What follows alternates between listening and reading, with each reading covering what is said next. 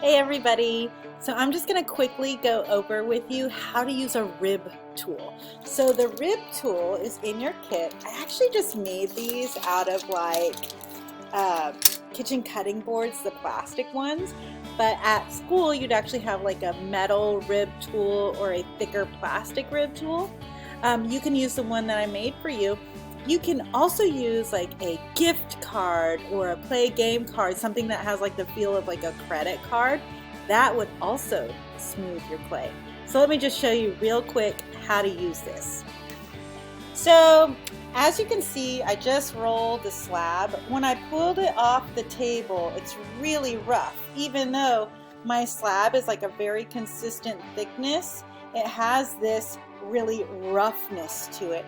So I'm going to use my tool to smooth that after I get this hair off my arm. So you just drag it across the surface like this. See how you can already see how much that is smoothing the surface. And I'm just putting kind of a light, even pressure. Actually, I wouldn't even call it a light pressure. I would say like a medium pressure. And I'm just kind of dragging it across the surface of my clay to make it smooth. And you can see it's collected a little clay right here on the rib tool. You can just kind of get rid of that, set it to the side, and keep smoothing. Oh man, that is a big difference from where we started. And look at this little spot. It's just gradually going away every time I go over it. Kind of goes away a little bit more. Go in different directions.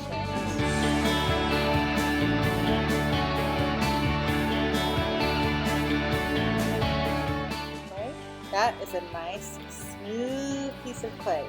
Very satisfying. Let's look at this side too. You can see I've got some gray clay on it today from my wedging tables.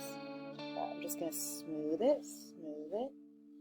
And it really just gives it a really nice surface to work with, especially at the beginning of this slab project where we want to start out with a really smooth, beautiful surface. So anytime you start a project with a slab, I would say that when you're done rolling your slab and it's a beautiful, even consistency, that you always just go right over it with your rib tool and smooth it.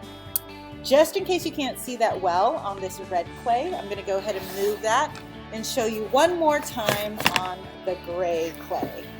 Before I get started on my gray clay, I'm going to go ahead and make sure this is nice and clean so I don't mix my two clays. And then you can see it's kind of a rough surface. Let's see if I can give you a close-up of that. See how it's kind of rough. Alright, I'm just going to take that rib tool and I'm going to start smoothing it. It also somewhat compacts the clay. It compresses it so that it stays together better. It's a more consistent compression of all these tiny little particles, right? So I'm just going in a couple different directions. I'll go in two different directions, just really nicely. There's like a little piece of plastic. You can see I always have a line. It's like a little piece of plastic.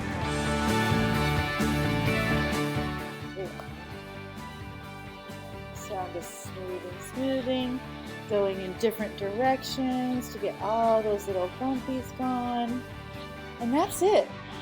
Really easy. And honestly, you guys, it's really satisfying when you smooth your clay like this too. And it gives it just such a better surface to start with. And do it to both sides. Always do that to both sides. So you can see I've got some like naturally occurring wrinkles over here. I'm just going to go get rid of those real quick. Oh man, that is a nice, beautiful surface to start with.